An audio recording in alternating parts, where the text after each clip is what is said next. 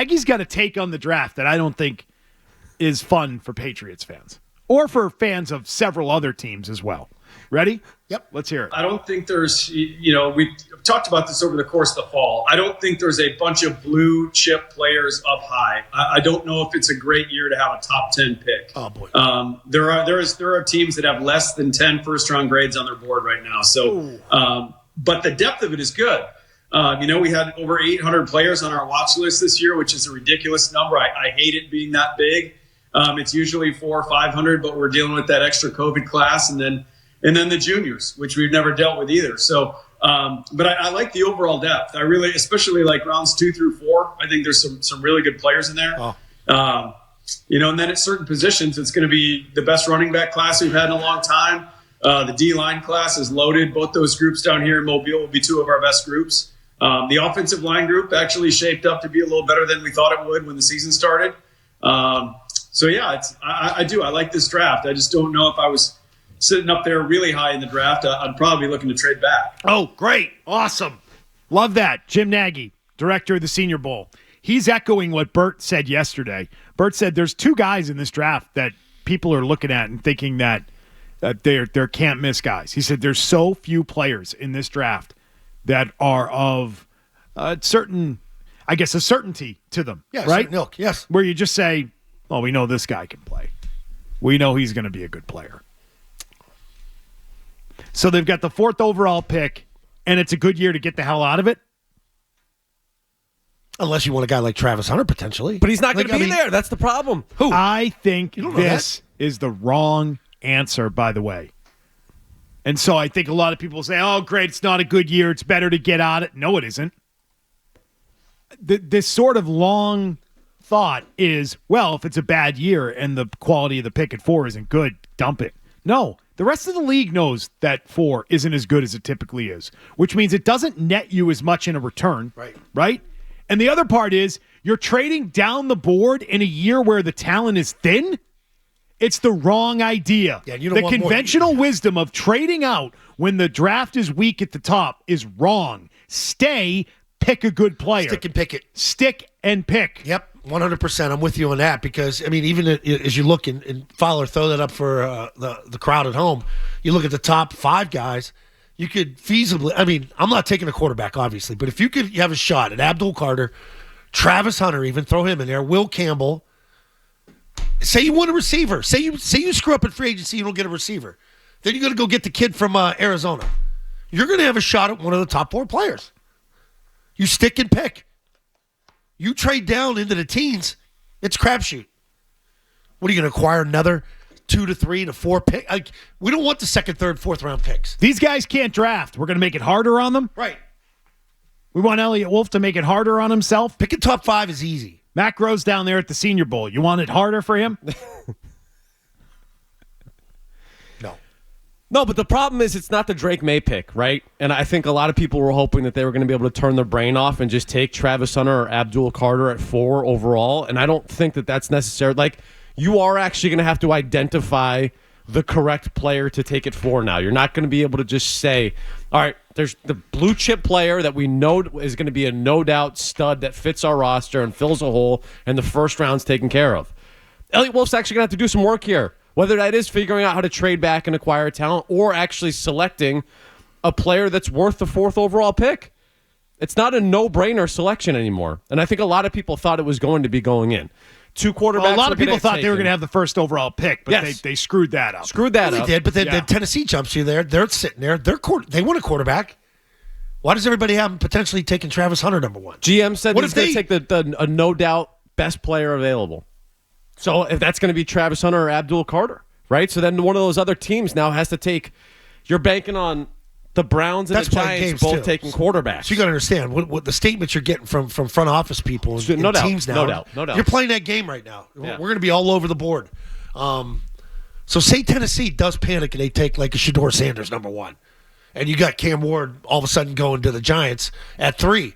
You're going to have a choice between Abdul Carter, Travis Hunter, Will Campbell, Mason Graham, you name it. He's the best defensive tackle on the board. You're going to have a shot at one of those picks. You stick and pick at 4. If you were number 1, I would trade. I would trade out at 1. because you're going to get that extra pick. You get back into the first round. There's just real pressure on that front office now, man. Oh, God. In a way that I don't think people thought there was going to be. Whether that was going to be the first overall pick or one of those guys sliding, I don't think that's going to happen anymore. Thank God you got the quarterback. You look at that draft a year ago. All those guys started at some point and played well. Other than J.J. McCarthy, and he was slated to start. Yeah. He ended up getting hurt. Like, all those guys are going to be starters by the end of the year. It's funny. It's funny how these years flip, man. Quarterback heavy a year ago.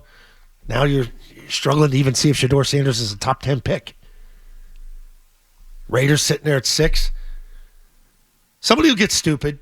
As bad as people rank this draft class, somebody gets stupid and you're going to panic and try and get up into that top 5. And you're sitting there at 4. I think you're in a pretty good spot. Well, I think there was pressure on this staff already, McCone, before it became a hard situation to deal with, going from 1, beating Buffalo, dropping to 4. Yeah. And the board and the strength of the top 10 or the strength of the first round, as you heard Jim Nagy say, there are teams that only have 10 guys on their board that they think are worthy of a first-round pick. That's not usual. No. There's usually more players that teams look at and say they would be worthy of a first-round pick. Right now, you've got 10 on some teams' boards. That's a tough situation. But these guys should be scouting and making decisions and recommendations as if their job depended on it, because it does. Because if they screw this one up, there are a lot of people there that will lose their job in the next few months. Let's call it the next calendar year. By the time we get to the playoffs next year, well, we'll know if the draft worked out this time around, and we'll know to keep Elliott Wolf and Matt Groh around and Pat Stewart and Cam Williams and all these guys. We'll know if the team should keep them around, and the team, Robert Kraft, Jonathan Kraft, will know whether or not to keep these guys employed. See, so they were already playing for their jobs, so to speak. They were, but I thought this was going to be one of the layup decisions they had this offseason, and now, man, there's real pressure on you now. Things changed in Week 18. Yeah. Week 18, things changed because you went from 1 to 4. Now, I think, the draft starts with their second pick. It's almost similar to last year. Take the quarterback not out. anymore. No, not anymore. Last year it started with the second pick. This year it starts with their very first selection. But you're going to be That's taking not obvious. You're going to be taking like the 4th best guy or 5th best guy. So yeah, but who is it? Easy. But who is it? You can't take Will Campbell at 4 and miss. That's the difference here. Will Campbell's not a sure bet. T-Rex arms. Oh, stop it. Short little arms. Short little arms. Short little ones. Can't reach. Short little How's he arms. wipe? Now, I would rather they reach at 4 and get someone from, a little bit further down. Say it's Tet McMillan, who we're hoping to talk to next week on Radio Row. We're on his schedule. If that's a player that was projected to go 6th or 7th or 8th or maybe 10th, but you look at him, you scout him and say, this guy is absolutely perfect, he's going to be great, and we know it, then take him at 4. And don't screw around with moving up and down within that top 10. Just take the player and make sure you hit.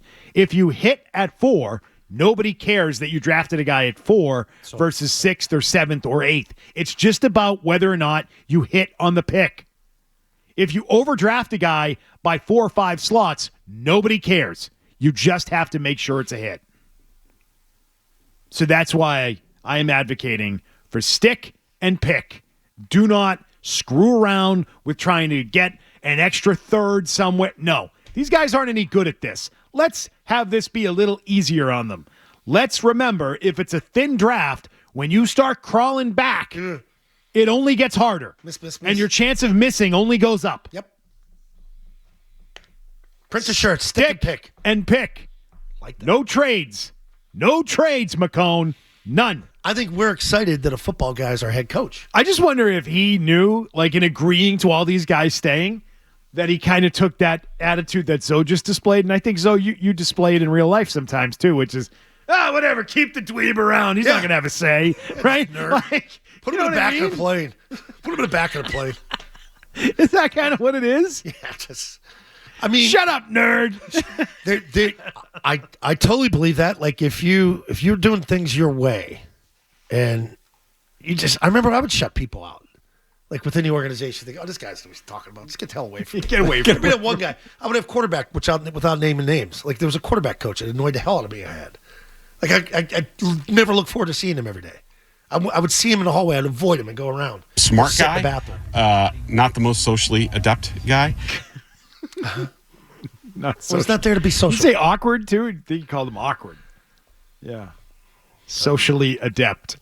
You think Mike Grable is socially adept? No. No, he is. Of course, he is. He's a little awkward. Yeah, whatever, Elliot. Shut up, nerd. I'll put you in a locker. You guys want to go out tonight? Let's shave his eyebrows. Let's send him home with one eyebrow. That'd be great. Oh, man. Maybe that's what it is. Maybe that's how you take over, and that's what we're seeing. Yeah, initiation. It's going to be Should have that. There's going to be hazing. Oh, yeah. I'm for hazing. Yeah. You're pro hazing. There has not been enough Scott Zolak, hazing around New England recently. There's been a real battle against I've been it. scarred. I've been scarred by hazing, and so everybody else we should know. have to do it too. We know. Yeah. That's a good thing to have on the record here. Stop it. It's a joke. So that's what's going on at the Senior Bowl in Mobile. Vrabel in command and in charge, and I expect that to continue, and that's a good thing. That is a good thing. Break the ties, or just make the pick. I like the fact they're all working together. Because, Greg also brought up this point that Mike was seated there, and it was Elliott right next to him, and it was Caden on the other side of him, not right next to Vrabel. And who's the other one? Somebody else was sitting on the other side of I think it's silly. What's that? The whole setup. Whole setup is silly what they're doing, keeping these guys around. No real GM, no one that's you look at and say, "Oh, that's a general manager of the New England Patriots." See, he also said he ran down to talk to head coach from Cleveland real quick too, Vrabel. Like, who makes that call? Is it Elliott or is it Vrabel? Like, if you're down there hobnobbing and you're schmoozing, and if you're trying to get a deal done for somebody, who initiates the conversation with the other teams down in Mobile? I don't guess know. It's Mike. This is what It happens. should be Mike, but that's your point about Yeah. who's the GM. Who do I answer to? You know, what do you just walk down together? No, I think it would be Vrabel. Hey, I need to talk to you. You know, When you want something done and you need to deal with it at another organization, don't you want to say, "I want to talk to the guy in charge"? Yeah. Who's in charge? yes. Give me your manager. Yeah, give me the manager. Exactly. So Get out of here. I want to talk to your No, manager. no. I'm not talking to you. I'm unhappy with my meal. I want to talk to the manager. Well, that's you. You're always sending I food never back, send food complaining back. about Once it. I Did you Sure. send food back? Low tipper, Once I said low TZ. How about The T stands for the tip. COVID Nope. tacos? Oh Cinco de Mayo. Oh my God! Remember that time when he absolutely just bashed Chili's like you wouldn't believe? It was on not St. Patrick's Day. Wonderful. Cinco de Mayo. Oh, Cinco de Mayo. Yeah, the other holiday. Yeah. Right in the middle of Oh, he COVID. killed Right them. at the He beginning actually of COVID. murdered them. They said, come outside, pick it up. I sat there for an hour and 45 minutes. They gave the wrong order. I went nuts. Yeah. We were all supposed to be supporting businesses. Oh, shut up, T-Bone. Zoe came in. Right. Right. Trying to against close them? Yeah. All of a sudden, you don't know how to do a takeout order? Like, I just went, everything blanked. Hey, everyone was confused. Really? 6 weeks into a COVID shutdown, and Zoe's blasting the people at Chili's for not getting him his Cinco de Mayo tacos. Nobody was eating inside. It's not like you're I waiting wanted on table. authentic It's not like Mexican. I wanted the guacamole ground up table side. They should have had that. Come out in the parking lot. With roller skates. And he was at roller skates. he was at a Sbarro on Columbus Day that year. Yeah. My favorite New York pizza. Yeah. Authentic New York New York. slice. SpaghettiOs. All right, McCone has our headlines right now. Sports Hub headlines. All right, the Bruins getting back on the ice tonight as they welcome the Jets into TD Garden. You can hear that game right here on 98.5 The Sports Hub. Brian Johnston, Bob Beers have the call with coverage beginning at 6:30. The Raiders have re-signed Patrick Graham as their defensive coordinator. Elsewhere in the NFL, the Bengals director of player personnel talking at the Senior Bowl yesterday, saying, quote, "It's going to be hard to find agreements that make sense for everybody when discussing whether or not they're going to be able to pull off bringing back T. Higgins and some of their other free agent options."